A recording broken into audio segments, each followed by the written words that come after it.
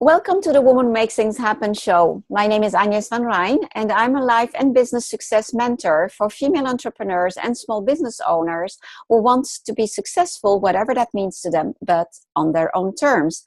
I help them with mindset, strategies, systems, and tools so that they can start working on their business and no longer in it. Today at the Women Who Make Things Happen show, it's my privilege to be interviewing Alison Charles. Alison is an entrepreneur and resilience expert. She is a trainer of Neuro-linguistic Programming, also known as NLP, hypnosis, and timeline therapy. She helps entrepreneurs and organizations to understand the soft skills that are critical to professional resilience and business success. Alison is also a regular speaker at conferences, events, and networking groups. She's passionate about inspiring people to find their secret weapon, to overcome challenges, and to be visible.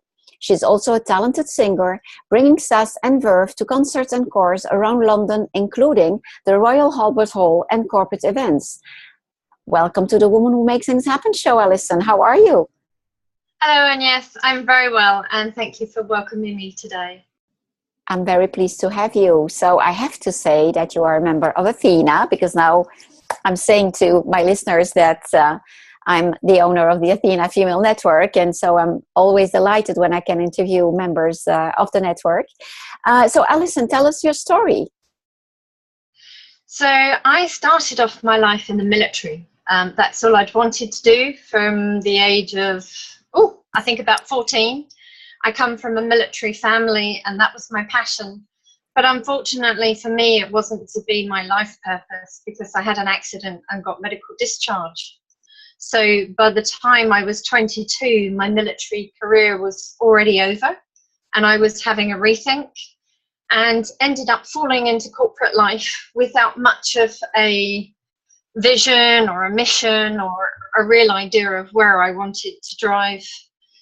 No regrets on that score. I've had an amazing career in technology as a professional businesswoman in corporate life. I've worked some very large corporate companies, the likes of Ambrose Bank, which is unfortunately no more, Standard Chartered Bank, Shell. And then a few years ago, I think I must have hit middle age or menopause or something, and just found that although I was really enjoying my day job, it wasn't enough anymore. And I really wanted to do something to work more one-to-one with people and give back. And I started studying the NLP and the coaching and the timeline therapy. And I set up my original business, which was Alison Charles Associates, kind of combining that with what I did in my original day job, talking about stakeholder management, team building, and that sort of thing. Mm-hmm. And then just had an epiphany when working with one of my mentors, and just came up with this amazing business name called Diva on a Harley. And so up until last September, it was 18 months of, wow, I've got this great idea. What does that actually mean, and what does that look like? So sorry to interrupt. Diva on a Harley. Obviously, we are thinking Harley Davidson there. So you already had a Harley. I mean, why did that name come up? I literally just passed my motorcycle exam on the bigger motorbike. Mm-hmm. And I was just talking to somebody about having just bought this amazing bike that was sitting in the backyard and just being so excited about it. And because I'm so short, for those that have met me will know I'm barely 5 foot, I had a real challenge learning to ride the motorbike because I couldn't actually reach the floor. Mm. So in the lessons, I was sort of trying to learn how to manage. Find your balance. Find my balance, absolutely. And just. And so, what made you link it? Because I'm one of my areas of expertise is that I'm a personal branding strategist also. So I'm interested in that link. What made you link it to your business? Because it's one thing to have a passion for your motorbike, but how does it work with your business? I just had this rather mad idea, just this ridiculous vision in my head that I was daft enough to share with my mentor about roaring up onto stage in the Harley. And he just said, you know, there's a better business name in there than Alison Charles Associates. And that's how it came about. And I just started researching girl on a Harley, woman on a Harley. I have to say, some of the visions that came up would not get me the sort of clients that I was interested in. Can imagine. Until I landed on Diva on a Harley, I was actually singing and singing some opera. I thought, Diva, singing Diva, Diva on a Harley. And started looking at Diva on a Harley online, and nothing that would be giving the wrong impression of the business image-wise came up. I thought, that's it, Diva on a Harley, and that's how it came about. Interesting. It's very interesting. And so, you being a timeline specialist, I'm not going to follow the timeline. I'm going back now. Because I'm interested in finding out also where that passion about singing came from. I mean, I would be tempted to think that coming from a military background, that's not exactly the most common thing to find there. So where did it come from? So the military background is on my father's side. On my mother's side, my grandfather, although he worked in a factory all his life, was very, very musical. And he used to look and sound just like Bing Crosby. Okay. And so he had always sung. And so I'd always enjoyed singing. And his brother was one of these amazing people who could literally sit at the piano, listen to something on the radio and play it without any lessons or training, just this amazing ability that was just there. And so they were all very musical, and I was brought up with parties and music, and so it was quite natural for me to join a choir. And I played at school. My parents were good enough to pay for lessons for piano and recorders and all sorts. Really exciting. Yeah. And so when did that, I would say, professional journey start? When did you start singing on stage? I don't sing on stage professionally. I'm still an amateur.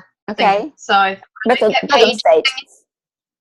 But on stage. So I'm still in the amateur category, but I do on stage.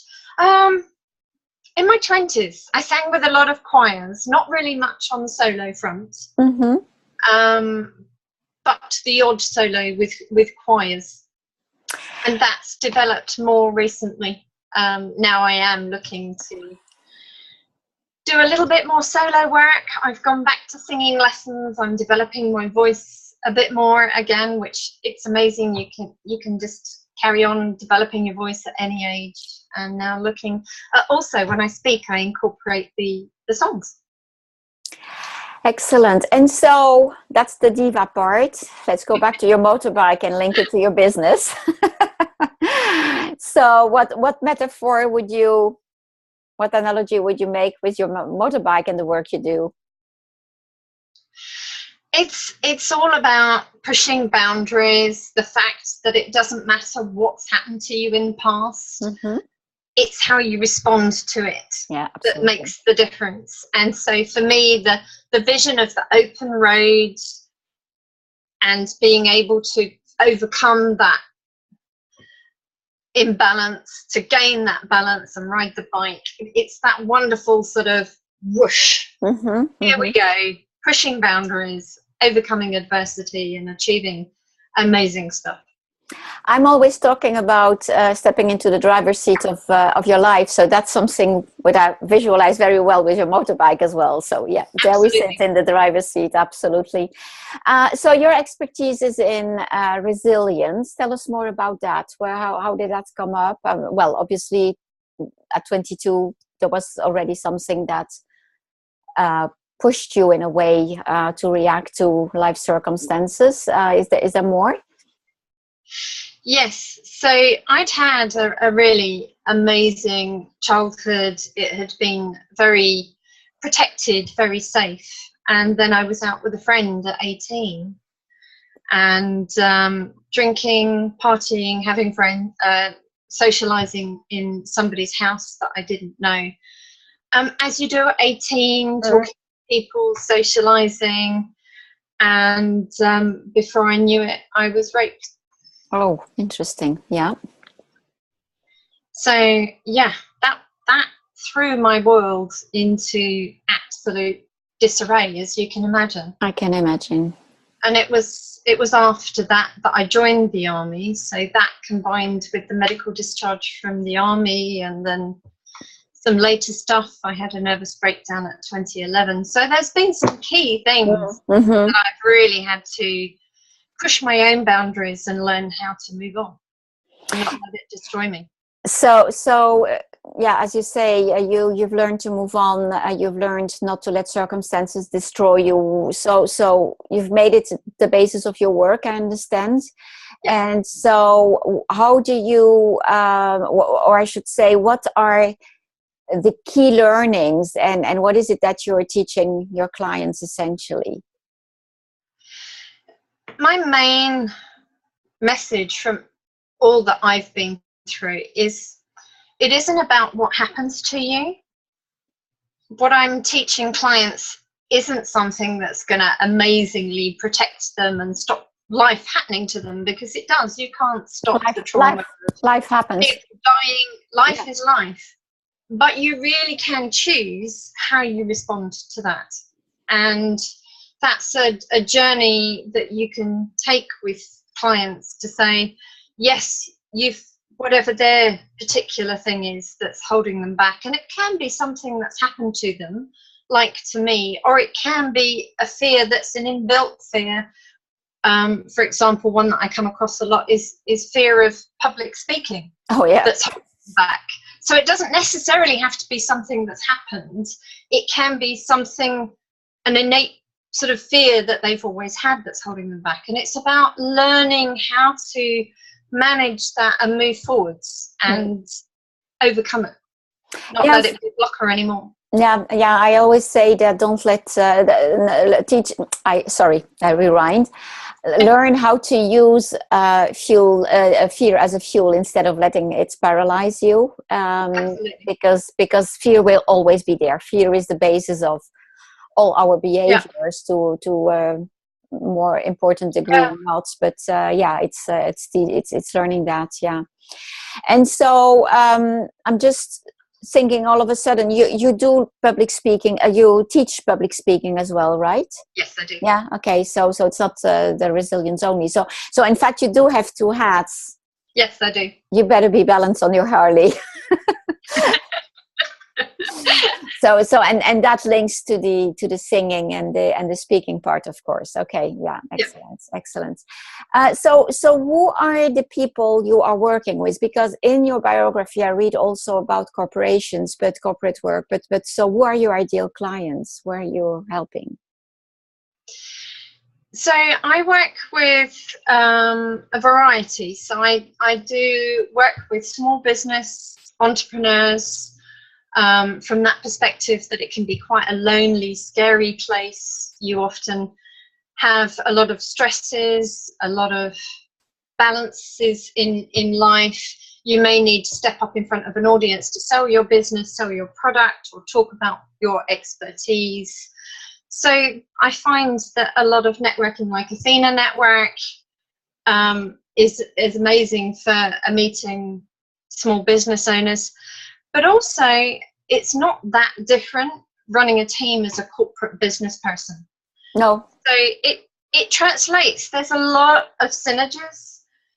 The difference is that, obviously, if you're part of the team in a business, the buck doesn't stop with you with the financial stresses and strains of running a business in the same way, because there's always, as Bing Crosby used to say in White Christmas, there's always someone higher up that you can pass the buck. In a corporate world, as a business entrepreneur, you can't do that. The buck stops with you. But there are still an awful lot of synergies, and the balance, that life balance, is the same. Trying to work out how to build resilience so that when life does get tough and things do happen, and things happen in your private life that you need to balance and still be able to work, it's the same process, if that makes sense. Oh, it definitely makes sense to me. Given my own journey, I know everything about it, definitely. So I can absolutely see what you mean with that. I've had 25 years of corporate experience, and then I set up my business, and that's been 9 years, something like that now, and with all the ups and downs as well. So the whole loneliness part, the whole when life stands in the way, what do you do, etc. I arrived 9 months ago with two suitcases in London and no income, and 8 weeks of house sitting. So life had stood a little bit in the way. Wow. And so you learn when you look at the right things. If you don't concentrate only on what doesn't work, but look at everything you can be grateful for, you attract things completely different to you. And you can absolutely reinvent your life. So I know everything about resilience as well. Yeah. So what do you see? So we've been speaking about this loneliness that one can have as an entrepreneur, as a small business owner. What do you see are the other type of challenges that entrepreneurs are facing where resilience plays a role? I think it's absolutely key that you build personal resilience. So how do I explain it? There's a lot that you can do to actually push your own boundaries and actually grow your resilience. It's not a finite thing. You can actually build resilience. And you need to be able to be resilient so that, I don't know, with this market, you've got all sorts of pressures. You've got financial pressures. You've got, if it's relevant, worry about, will we Brexit, will we stay? You've got, especially if you're just starting out on your business, you've got that pressure of building up the business and still trying to have a personal life as well. And if you've got family and children, you're trying to balance that. If, like me, you're a lady of a certain age, you've probably got aging parents that you need to look after, or you've got children that you need to look after. And it's a juggling act, and you can't drop any of those balls. But you can build resilience and a coping strategy that when things happen and when things go wrong, as they inevitably do, you have your own internal ability to cope with it. But also it's about building up your network. If you were, for example, going to suddenly decide that you wanted to change your eating habits and you were going to start going to the gym, the chances are you wouldn't just go and do that in isolation. The chances are you might find a fitness coach and you might find a nutritionist. So you'd build that network around you to support you and aid you and help you. And I think as an entrepreneur, it's equally important to do the same thing. You know, have somebody that's an expert in marketing or an expert in the different elements, so that you're not trying to be everything. Everything, yeah. Surround you with people who know. Yeah. So that's a first tip that you're giving here. So know how to surround you with people who can help you, and in particular who are experts in things that you're not an expert in. What other tips would you give? So work out what your strengths and your weaknesses are. Really understand what they are, and really maximize your strengths and play to those. But make sure that you really are honest with yourself when you start looking at those. With the weaknesses, you can also say, well, in the role that I'm doing, is there something there that I actually need to get better at? And if I do, how do I do that? And if not, recognize that that's something that you can't do. But also be prepared with those things that are perhaps out of your comfort zone. So I'll use public speaking as a good example, because that's one that comes up for people a lot. What can you do to actually push those boundaries just a little bit, so that it's comfortable and only slightly uncomfortable, till that bit further becomes comfortable, and stretch and push. And that's how you build resilience. You just nudge a little and make sure you've got a safety net to actually make sure that if it doesn't quite work out as planned, you've got a plan B. But also, I think it's really, really critical to be really kind on yourself.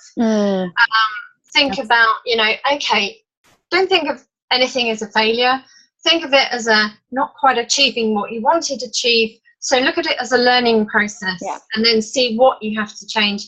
It's that common phrase, do what you've always done, you'll get what you've always got. Yeah. But by changing things and constantly pushing and trying new things, you push the boundaries and you build that resilience, and it gets easier. The more you do it, the more you can do. That's where I always teach my clients to become little Edisons, create a new lamp bulb every day.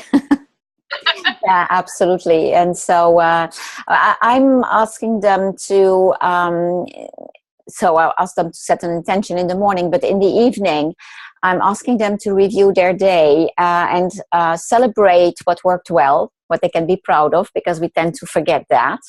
And then I'm asking them to list what has been challenging, saying with it that they need to be gentle with themselves. It's okay, they're human beings. And from there, tweak it. What can you change to it so that next time it works? And so it's that continuous process of readapting a situation. Yeah, that's really a key, I think. Yeah. Any other tip? Because time flies. Absolutely. I mean, make sure that you are doing something to ground yourself and recharge your batteries. I think that's so important. It's one of the key things that I think I probably wasn't doing when I had a nervous breakdown in 2011. I was pushing. And I think if you push to that extreme, the tendency is to push even harder, which is nuts, I know, but it makes sense at the time. And actually what you need to do is take a step back and really ground. And whether that's what a lot of people these days calls mindfulness, which is very popular, that's a very good technique, or whether it's traditional meditation or yoga or Pilates, something where you're actually really being walk in the woods or whatever. Absolutely. Absolutely. What I don't think it is sitting in front of a TV necessarily, where you just kind of blank switch off and hope all the problems will go away, because that doesn't give your brain space to process. Yeah. And I think that's absolutely key, that you have time to think and process and be, and that's where some of the best aha and light bulb moments can come from, where you can actually see a different approach, whereas just sitting in front of a TV screen, not going to have the same results at all. No, definitely not. I relate. I've banished TV now. Doesn't work. It's not needed. Definitely not. So tell us where people can find you before I forget that part of the conversation. Okay. So you can find me on my website, which is alisoncharles.co.uk, and that's Alison with one L and an I. And you can also see me on my Diva and Harley Facebook page or my LinkedIn account under Alison Charles as well. So any of those, and if you go to any of those sites, you'll find my contact details, my phone numbers, email addresses, or you can use the messenger for the social media and Twitter to reach out as well. So any of those is great. Excellent. I'm just thinking given you are following two passions, in fact, how do you see that evolving? Am I just asking myself all of a sudden? Are you going to continue those in parallel? Are you giving the preference to one to the other? How do you see that evolving? So what in your mind are the two passions that you're thinking about? Well, the work you are doing around resilience, and then of course that's how it sounded to me, the singing part, but I'm just realizing that the motorbike may be a third one.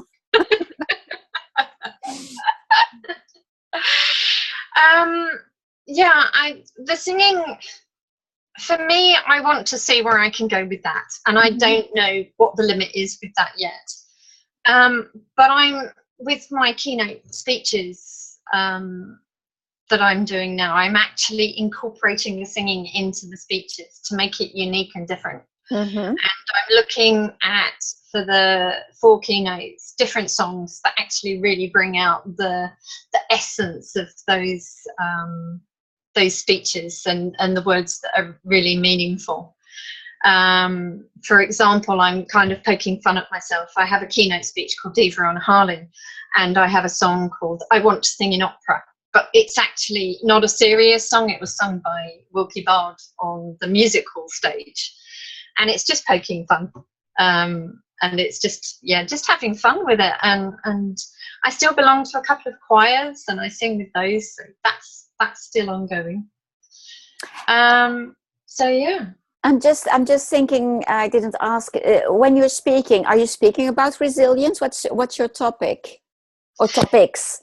Yeah. I have 4 main topics, which Diva on Harley is very much about overcoming adversity, shining a light and saying to people what we've been talking about earlier about, it's not what happens to you, it's you can choose what happens next.